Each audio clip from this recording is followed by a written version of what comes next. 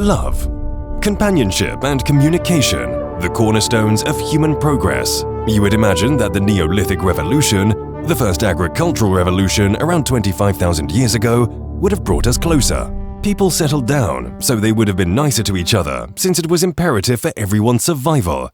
But no, we are a species of sick fucks. We want all the crops to ourselves, and we want everyone else to die, hungry, downtrodden, gasping for air. We gain power, and we yield it without deliberation or remorse. Occasionally, a peasant asks the folks in power, "What if the shoe was on the other foot?" They retort, "Your sentence starts with, 'What if?' And mine starts with, 'Your sentence,' and handed out a sentence and, 'What if I make it really painful?'"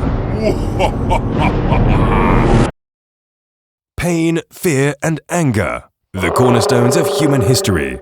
I mean, one of the most popular ways of punishing people was hanging them to crosses with nails. Talk about having a powerful imagination. When people say that today's teenagers are not an imaginative bunch, you can't hold it against them. After all, nobody these days has the will and determination to kill people by nailing their limbs to wood. Yeah, the CIA, Mossad, ISI, and other intelligence agencies probably run some truly creative shady operations. But for now, we venture into the past. Another important thing to note is that these torture methods were mainly used for interrogation, public humiliation, and similar purposes. They were not necessarily applied as a way of painful and prolonged execution, even if they sometimes prove fatal. So, let's dive in. Pillory.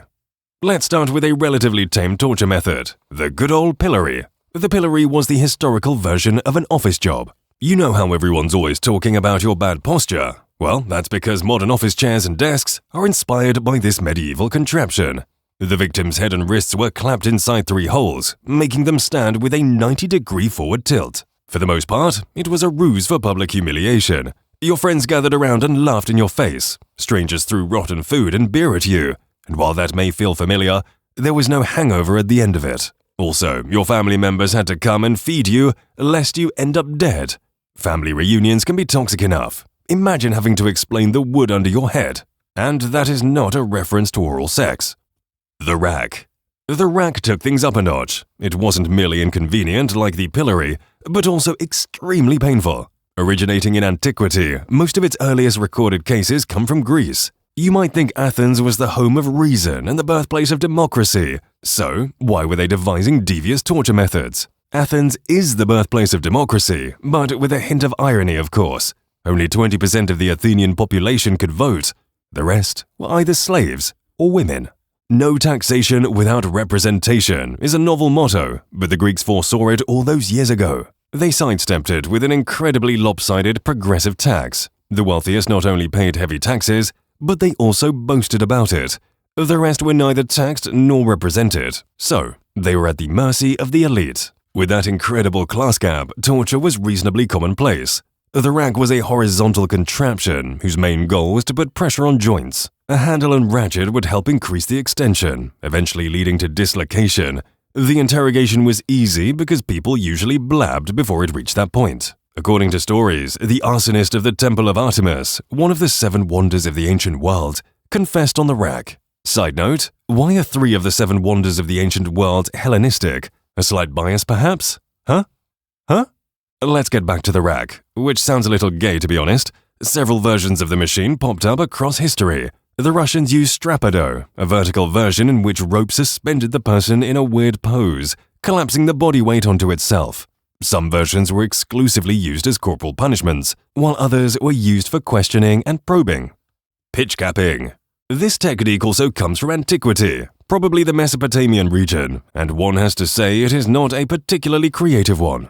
Pitch capping is the OG version of waterboarding, except it substitutes hot pitch or tar for water. The hot liquid is poured onto the head. When it cools off, it's scraped off. The poor fellow underneath loses skin tissue and ends up with a damaged and hideous scalp.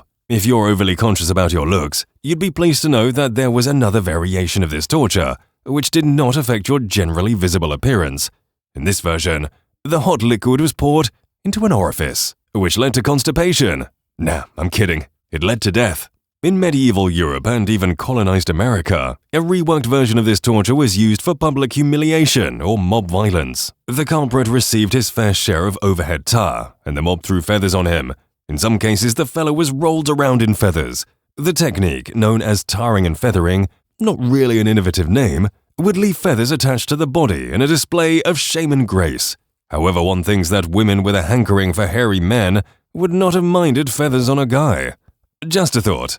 A bizarre one, but there you go. Iron chair. Here is another medieval invention that has inspired modern inventors to quite an extent. The iron chair was different from an iron chair. There's your grammar lesson for today. The iron chair was full of spikes. The to-be tortured were forcibly seated on the chair and restrained. The spikes penetrated hundreds of incisions in the body and dealt unimaginable pain. The spikes were explicitly designed not to cause fatal damage to the organs, but they did damage the organs. Permanently. There was also a hole in the middle of the seat, like a toilet. The only difference? There was a fire under it, not water. People were disfigured for life, and the torturers usually got what they wanted pretty quickly. The iron chair was feared by European masses for its inhumane nature, and it was so effective that it later made its way to China. That tells you all you need to know. Neoliberal torture. If there was a device that frightened medieval people for its severity and brutality, it had got to be something and a half.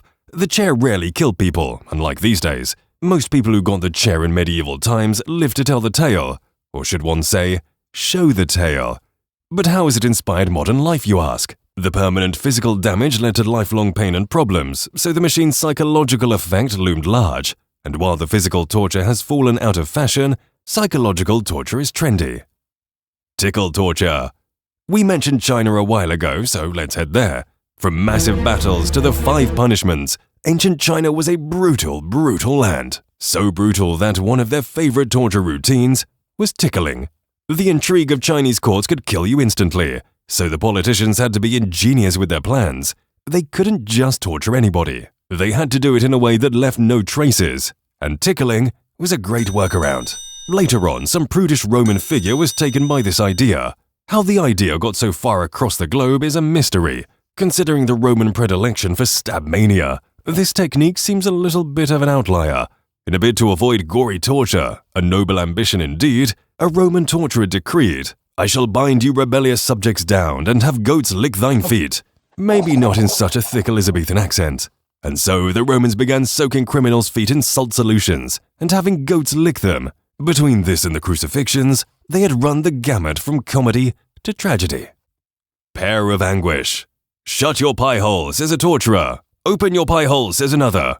It was the latter sword that prevailed for most of history. If you had to teach torture to somebody, you just pointed them to the orifices. Direct, simple, and gross.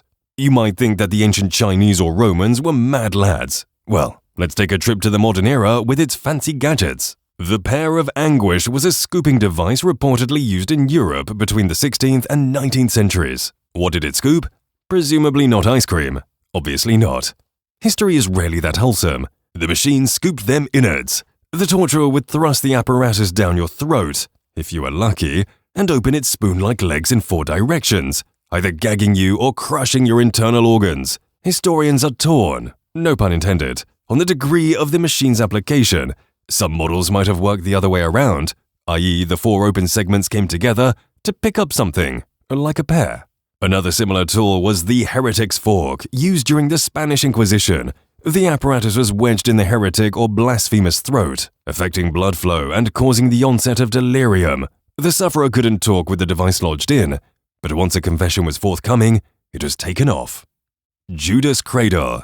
Here's another fine machine wholly concerned with holes, and its title has a holy connotation as well. Another Spanish Inquisition invention. The cradle was simple yet effective. A seat with a pointy center, a mini pyramid if you will. You throw someone on it and restrain their limbs. Their body weight thrusts them deeper into the pyramid, and they squeal. As the name implies, the gadget was reserved for people with liberal religious ideas. Once a confession was extracted, the heretics were usually executed. Forget about to be or not to be. In 16th century Spain, Muslims and Jews were not to be or not to be. Sometimes people survived the mechanism, so it wasn't exclusively applied as an execution method. The Romans also shared this obsession for manipulating the groin and anus, so they used a similar torture technique called the wooden horse. People were made to sit on a bench-like sharp surface with their legs hanging by the sides. Knee splitter. We may be moving down the anatomy, but we're still in the same place and time. The Spanish Inquisition with another one of their great contributions to society, the knee splitter. It did exactly what its name says. It split the criminal's knees. Screws joined two wooden ends and claws were installed on the inner side. When the screws were turned, screams were heard. Claws were sometimes heated to minimize the pain, but that small act of benevolence doesn't inspire sympathy for the Inquisition. The victims usually lived, but the odd fatality did not come as a surprise. The knee splitter was also used for elbows and calves, which really does its name a disservice. Breast ripper. Another one of those sophisticated gizmos whose name does nothing to preserve the mystery. Needless to say, this one was designed for women in the Middle Ages. More specifically, women guilty of committing adultery or abortion. Medieval misogyny just hits different. The breast ripper could easily have been named the twin prongs. The ends of these prongs were heated, and the women were subjected to some old-fashioned breast ripping. The fatality rate was higher than you'd expect, and whoever survived carried the brunt of bodily shame for the rest of her life. Another device specifically designed for women was the scold's bride. Women accused of gossiping were made to wear a mask that made talking impossible. If they still talked, the mask had their tongues sliced and slashed. Head crusher. Since we are going for it, we might as well make it a hat-trick of mysterious names. The head crusher arrived at the heels of the knee splitter and the breast ripper, so maybe they served as inspirations. The head crusher had two parts, a plate that settled below the jaw and a head cap. The torturer turned the screw, and the two came together, a true eye-popping extravaganza. In the first stage, the torturer prompted a confession from the convict through sheer pain. If the phase proved unsuccessful, they shifted into the next gear, breaking the jaws and even gouging the eyes out for sadistic pleasure. Who used the head crusher, you might ask? Well, who else but the Inquisition? Those God-fearing, family-loving people. A somewhat similar device was used during the reign of Henry VIII, the scavenger's daughter. The contraption contorted the body from head to knees and forced blood to exit through the head, eyes, ears, and nose. Jiagan and Janji. Forget about your NBA ankle breakers. The Chinese are the greatest ankle breakers around. Here's a Chinese torture method that targets the lower body, like the knee splitter. Jiagan was a technique in which Chinese torturers attached wooden boards to the male criminal's ankles and pulled the attached cords. The panels would shrink, slowly compressing the feet. The non-fatal torture practice was frequently used to extract confessions. You might have noticed that I mentioned male victims. This was one avenue where women might not want to fight for equality. But female Chinese convicts did not have it much easier. They were subject to Janji, the female version of Jiagan. Sticks were placed around fingers, and the accompanying cords were pulled to tighten their hold. Most of the accounts of Jiagan and Janji come from Western chronicles who traveled to China in the late Middle Ages and the early modern period. They thought it was particularly revolting, conveniently forgetting about all the horrors of their dark ages back home.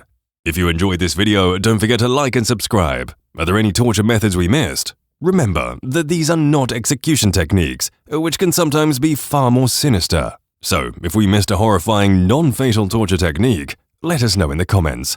Not that it would help much, we've already made the video. So yeah, bye!